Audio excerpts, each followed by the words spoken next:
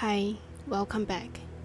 Take it as you will, but I believe that these two stories that you're about to hear are cautionary tales or a reminder to people to be kind to animals. In traditional Chinese belief, there is an idea that all living things, including non-human animals, have a soul or spirit. There is also a belief that a human being who has passed away would return to visit their family in the form of an insect, which is why in some Chinese households, people avoid killing insects, especially after the passing of a loved one. Regardless of whether or not you believe in these ideas, I personally think that you lose nothing in being kind to animals. Now let's dive into today's stories.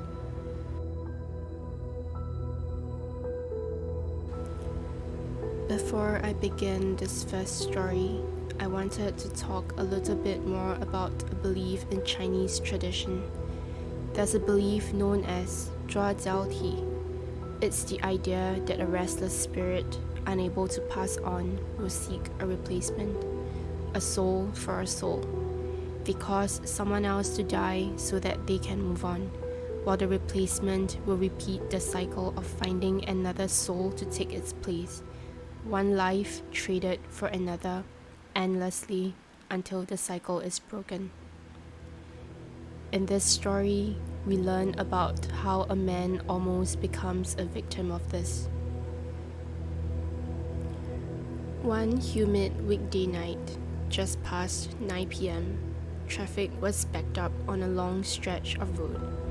Impatient drivers honked and jostled for space, some even winding down with their car windows to shout at one another. Joe weaved cautiously between the cars on his motorcycle. It was getting late, and he was anxious to get home as well, but he kept his speed below the limit. This road was known for its high accident count, and he wasn't about to become its next victim.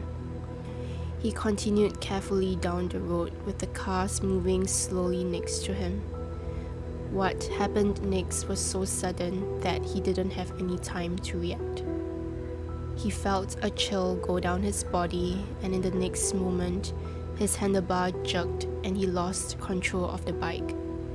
The bike skidded and tipped, and in what felt like slow motion, he flew sideways, sliding underneath a massive 16-wheeler truck. Joe shouted out as he rolled across the asphalt under the truck. He saw the wheels in front of his face and squeezed his eyes shut, bracing for impact. He knew he was going to die, but nothing happened. When he opened his eyes again, the truck had stopped some distance from him. All the cars behind him had stopped as well, and people were coming out of their vehicles and running towards him. It was a mess. People were shouting in his face and asking if he was alright. Someone was calling the ambulance in the background, and Joe sat on the road in stunned silence. He could not respond to any of the questions the other people were asking him. He had somehow walked away unscathed when he was so sure that he was going to die. He removed his helmet and stared at the wheels on the truck. There was no way he would have survived it if it had run over him. When the paramedics arrived and fussed over him, Joe thought about the moment he had rolled under the truck.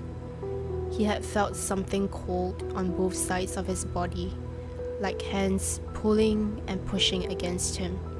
He brushed it off as adrenaline and quietly thanked God for allowing him to live. Joe's family was shaken and grateful, calling it divine intervention and a miracle. His mother, deeply superstitious, insisted that he visited the temple the next day to give thanks. And even though Joe was not particularly spiritual, something about what he had felt and experienced had unsettled him enough to agree. That same night, Joe lay in bed, unable to sleep. His heart would pound every time he closed his eyes because he kept getting flashbacks of what had happened earlier. He tossed and turned in bed for hours, and just as he felt his eyes getting heavier, he heard an angry voice next to his ear. It was deep and guttural and was saying something indistinguishable. There was also an odd sputtering sound as it spoke, as if liquid was spilling out of wherever the voice was coming from. Joe jerked awake and sat up, looking wildly next to him. There was no one there, and he assumed he had been dreaming. He tried to go back to sleep, but when he closed his eyes, he saw with his mind's eye a mangled face with blood spewing out of a crooked mouth. He also heard the voice again, muttering angrily next to his ear. Joe did not sleep for the rest of the night. Once morning came, he took off for the temple. There was only an old man in the temple. He was sweeping the floor with slow, deliberate movements. He paused and looked up at Joe when he entered the temple, but did not acknowledge him. Joe ignored the old man and knelt in front of the altar, joss-sticks between his fingers. He prayed quietly and bowed deeply, thanking whoever or whatever was listening. Then he asked for protection. From what? He wasn't sure, but he just felt like he needed it. When Joe was done, he stood up and placed the joss-sticks in the incense holder. As he turned to leave, he looked at the old man who had straightened up once again to stare at him. Joe nodded, but the old man gestured at him to come over. Hesitantly, Joe approached. In a low voice, the old man said, "You have 2 spirits with you. They're waiting outside the temple for you." Joe felt his hands turn cold. He chuckled nervously. Spirits? He thought he had misheard.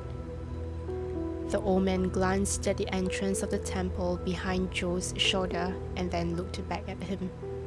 "You were in an accident last night, weren't you?" Joe nodded, slightly taken aback. "One of the spirits is angry, very angry. He died just less than a few weeks ago in a hit and run on the road you had your accident. A drunk driver rammed into his motorcycle and crushed his body, and this spirit has been wandering along this road looking for his replacement. He saw you on your motorcycle and wanted to claim your life, but he failed." Joe waited with bated breath. The old man gave a wry smile. "He failed because your little guardian angel has been protecting you. The other spirit is a small black dog who has been trying very hard to keep you safe. He's the only reason you're still alive." The old man glanced behind Joe's shoulder again and then back at Joe. "He said you were very kind to him when everybody else ignored him." Joe's eyes widened, not out of fear, but recognition. He suddenly remembered now. Weeks ago, while riding home late one night after supper with some friends, he had spotted a small black dog lying in the middle of a quiet road. Other vehicles swerved around it to avoid running over it. Another driver did not even slow down, driving over it. Joe had pulled over and checked on the dog, but it was already gone, its body hard and cold. He didn't know what else to do, but he couldn't bear to leave it there. So he picked up the little body, wrapped it in his jacket, and moved it gently into the tall grass by the side of the road. He had always loved animals, and he was deeply saddened by the dog's passing. "I'm sorry, little one. At least no one will run over you now," he muttered before getting on his bike and riding away. Joe had already forgotten about this incident since weeks had passed. "The dog remembered," the old man said simply. "His spirit followed you, not to haunt you, but to look after you and to repay this favor. The world has been very cruel to him even in death, and you were the only one who has shown him kindness." Joe felt his eyes well up with tears. He said nothing else, but he knew now what he had felt the night before. The angry spirit had caused him to lose control of his bike, and when he rolled under the truck, the two spirits had been fighting for his body. One to pull him towards danger, and the other to push him away from it. And it seems like something small and loyal had succeeded in keeping him safe. The old man proceeded to reveal himself as a medium. He had spent years working quietly at this temple, helping spirits to find peace and move on. He explained that while the little black dog was not vengeful, he could not stay by Joe. The mortal and spirit worlds must not overlap for extended periods of time, or it could be detrimental to either side. That same day, Joe and the old man prepared offerings and conducted a ritual. The medium spoke softly, burning joss paper and lighting joss sticks, not just for the gods, but also for the two spirits caught between this world and the next. He pleaded with the angry spirit to release his bitterness so that he could reincarnate into a better life, and he knelt before the little black dog's spirit, thanking him and asking him to rest now, promising him that his loyalty would not be forgotten in his next life. Joe watched, tears rolling down his face. He could not see what the medium was seeing, but he was overwhelmed by sadness for both spirits. Neither had chosen this fate, and he was sorry that they could not live on to experience what kindness and compassion the world could offer. When the ritual ended, Joe felt something warm brushing gently against the side of his leg. He looked down and there was nothing, but he was sure it was the nudge of a small dog saying goodbye. Joe stopped crying and felt slightly better. He thanked the medium quietly and returned home. In remembrance of the little black dog who had saved his life, he adopted one from the shelter, swearing to protect him with his life.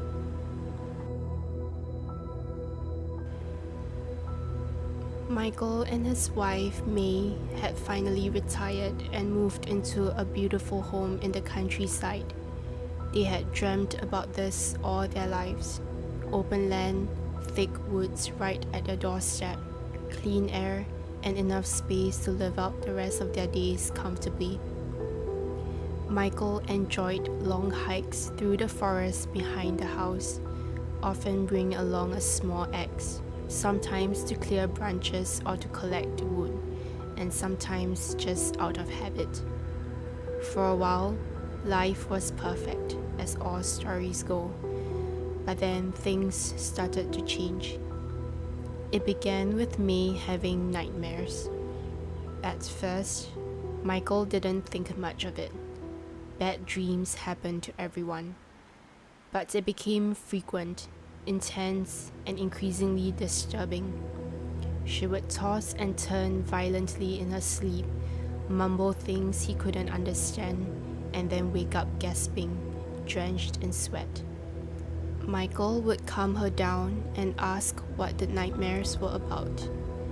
May said that she couldn't remember much, only that something was watching her, crawling towards her and wrapping itself around her ankles, but she wasn't sure what it was. Soon the nightmares bled into the day. The once healthy May started falling ill more frequently, becoming tired and withdrawn, staying in bed most of the time. Often, she also behaved strangely, pulling herself out of bed and sliding across the wooden floor on her belly in slow, awkward movements. She looked like an injured animal crawling across the floor. When Michael tried to lift her off the floor, she would sometimes hiss at him or even flick her tongue at him. One afternoon, Michael found her in the backyard on her knees, furiously digging at the dirt with her bare hands.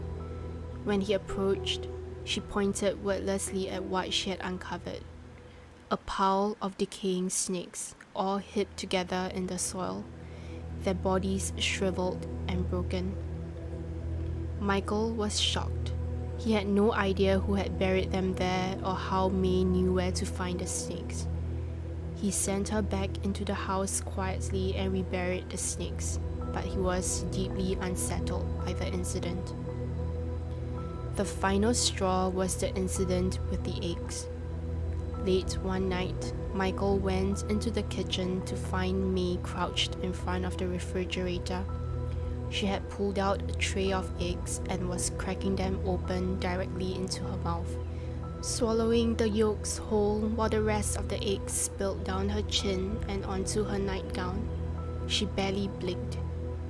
Despite his own disbelief, Michael reached out to a medium a distant relative had once recommended. He didn't dabble in anything spiritual, and he didn't believe in ghosts or possessions, but medical doctors had not been able to help, and being from an older, more conservative generation, he was reluctant to explore mental health. The medium arrived and stepped through the front door. Michael had expected her to walk around the house and do something dramatic like he had seen in the movies, but she simply looked solemnly at May, who sat slouched on a chair. Then she turned to Michael and said plainly, "Think about what you've done." Michael was puzzled. He had no clue what the medium was talking about. The medium continued calmly. "There is a snake spirit inside her and it's furious. So please, think carefully about what you've done and be honest." Michael felt wronged, but the way the medium stared him down made it impossible to not question himself. He invited the medium to sit, and he sat quietly with her for a few minutes before it suddenly came back to him. Months ago, he had gone out on a routine hike. It was a quiet day, nothing unusual. But halfway through the hike, he spotted a large snake curled up along the edge of the path, partially hidden in some undergrowth. It had startled him, and he wasn't sure if it was venomous, but he didn't want to take the risk. Without thinking, he raised the axe he always carried and blindly and aggressively waved his axe at the snake. Then he turned and ran away, assuming it had also slithered off. The medium told him that the snake had died, and she hadn't just been any snake. She was pregnant. Michael hadn't just killed her. He had killed her unborn babies too, and the spirit of that snake had waited, hoping he would return, perhaps to bury her or show some sign of remorse. But he never did. He had completely forgotten. So now the spirit was taking revenge, not on him, but on his wife, so that he would experience the pain of losing a loved one. And she was adamant on taking her revenge, and there was nothing that could stop her. She had nothing against May, but she had suffered a slow, painful death and could do nothing to save her own babies. And she wanted Michael to understand what it felt like to have something precious taken away from him without mercy. Michael begged the medium to help, insisting that he had not meant to hurt the snake at all, and that he would do anything now so that May could live. The medium continued staring at him, not taking her eyes off him. Finally, she sighed and agreed.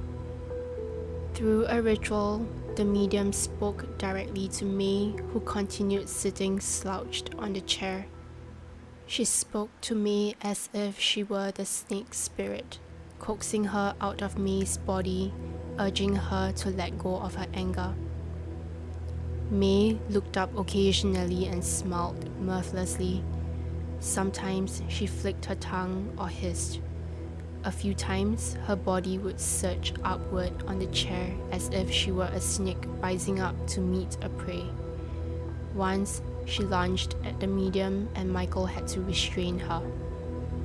After several long hours, the snake spirit finally agreed to leave, but only under one condition.